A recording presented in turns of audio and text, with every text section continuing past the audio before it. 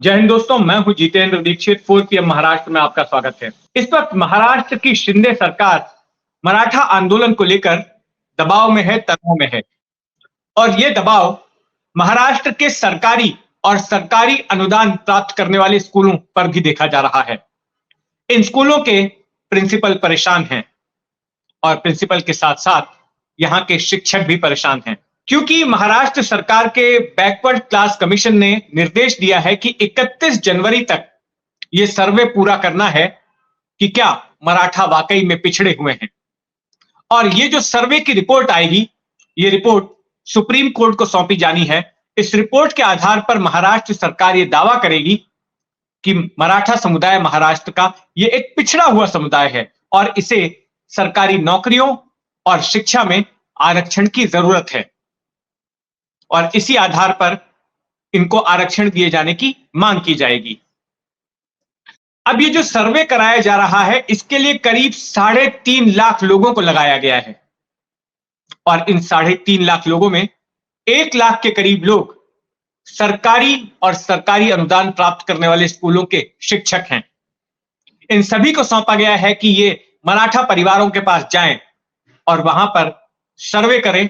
और सर्वे में जो जानकारी मिली है उसके मुताबिक 154 सवाल हैं और इन सवालों के जवाब 40 पन्नों तक फैल जाते हैं। 40 पन्नों का ये सर्वे है।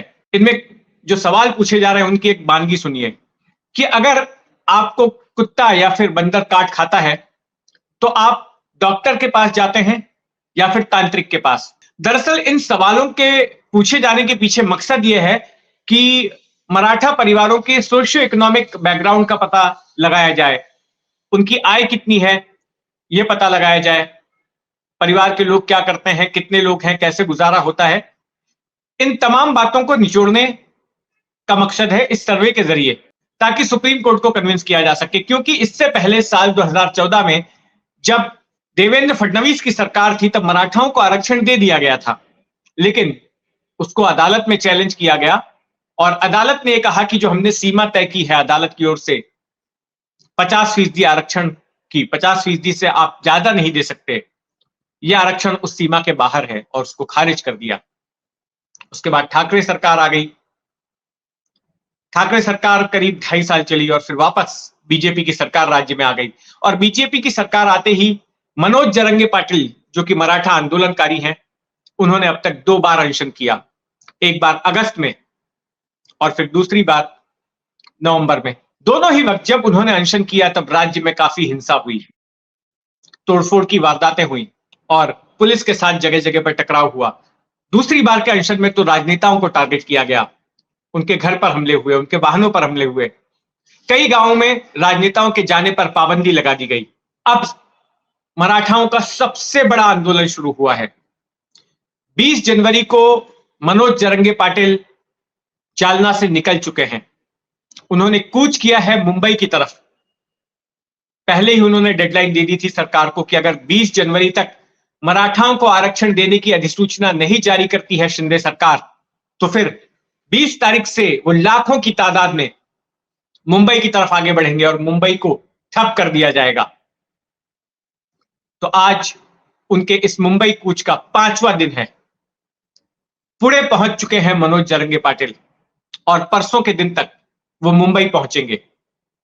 पुणे से आगे उनका अगला मुकाम होगा पनवेल का, फिर नवी मुंबई का और उसके बाद चेंबूर पहुंचने के बाद वो पदयात्रा करेंगे और फिर या तो आजाद मैदान में या फिर शिवाजी पार्क में, इन दोनों में से किसी एक ठिकाने पर वे अनशन करने वाले हैं। और उनका कहना है कि इस बार मैं आरक्षण लिए बिना वापस नहीं जाऊंगा।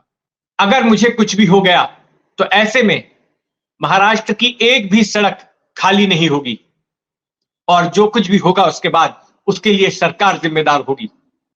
आशंका जताई जा रही है कि इस दौरान 2 से 2.5 करोड़ मराठा मुंबई में पहुंचेंगे। अब तक उन्हें कहीं भी रास्ते में रोका नहीं गया है, कहीं भी पुलिस की ओर से बैरिकेडिंग नहीं की गई है और जैसे जैसे वो आगे बढ़ रहे हैं हुजूम बढ़ता जा रहा है। और उन्होंने ये भी अपील की है मनोज जरंगे पाटिल ने कि सीधे सीधे मराठा कार्यकर्ता मुंबई पहुंचे और यहां पर भी मराठा संगठनों की ओर से जोरदार तैयारी की जा रही है उनके अनशन को लेकर। तो कानून व्यवस्था को लेकर एक बड़ा सवाल मुंबई में खड़ा होने वाला है और ऐसे में यह देखना बड़ा दिलचस्प होगा कि मुंबई पुलिस की ओर से किस तरह की तैयारियां की जा रही हैं इससे निपटने के लिए कि आम मुंबई का जनजीवन इस आंदोलन से प्रभावित ना हो, यहां पर हिंसा ना हो। हालांकि जरंगे पाटिल ये कह रहे हैं कि आंदोलन हिंसक नहीं होगा, लेकिन मान लीजिए कि अगर किसी प्रकार का टकराव होता है तो इतने बड़े पैमाने पर आंदोलनकारी मुंबई में होंगे तो उनसे कैसे निपटेगी सरकार। हालांकि फरवरी के पहले हफ्ते तक मुंबई पुलिस ने जुलूस निकाले जाने पर पाबंदी लगा दी है, हथियारबंदी भी लागू कर दी गई है और दोनों ही ठिकानों पर अभी तक अनशन की परमिशन नहीं दी गई है, ना शिवाजी पार्क में ना आजाद मैदान पे। दूसरी तरफ सवाल यह भी है कि मुंबई पुलिस के पास मैन पावर कम है, 12,000 पद खाली पड़े हैं अभी तक पुलिस कर्मियों के। ऐसे में जाहिर है बाहर से फोर्सेस तो मंगाई ही जाएंगी, स्टेट रिजर्व पुलिस को मंगाया जाएगा, राइट्स कंट्रोल पुलिस को मंगाया जाएगा, रैपिड एक्शन फोर्स को मंगाया जाएगा, लेकिन क्या वो पर्याप्त होंगे? क्योंकि जो जानकारी मिल रही है कि बहुत ही बड़ी तादाद में मराठा आंदोलनकारी पहुंचने वाले हैं मुंबई और वो तब तक रहेंगे जब तक कि मनोज जरंगे पाटिल यहां पर अनशन करते हैं। तो कहां रुकेंगे और उनके खाने पीने का क्या सरकार को इंतजाम करेगी, ये सारी चीजें अभी तक निकलकर सामने नहीं आई हैं। वहीं दूसरी तरफ हमने बात की शिक्षकों की, तो अब शिक्षकों को लगाया गया है और 31 जनवरी तक ये सर्वे पूरा कर दिया जाना है। अब बड़ी ही तेजी से ये काम हो रहा है, लेकिन इसका प्रभाव जो है स्कूलों पर पड़ा है। कई स्कूल बोल रहे हैं कि 26 जनवरी की परेड करवाने के लिए हमारे पास अब शिक्षक नहीं है। कई लोग बेहद कम स्ट्रेंथ में काम चला रहे हैं, स्कूलों को चला रहे हैं। कई जगहों पर तो पेरेंट टीचर्स मीटिंग में जो है पेरेंट्स को अनुरोध किया जा रहा है स्कूलों की तरफ से कि आप आकर अगर पढ़ा सकते हैं, क्लास ले सकते हैं तो लीजिए। तो इस तरह की स्थिति बन गई है इस आंदोलन की वजह से।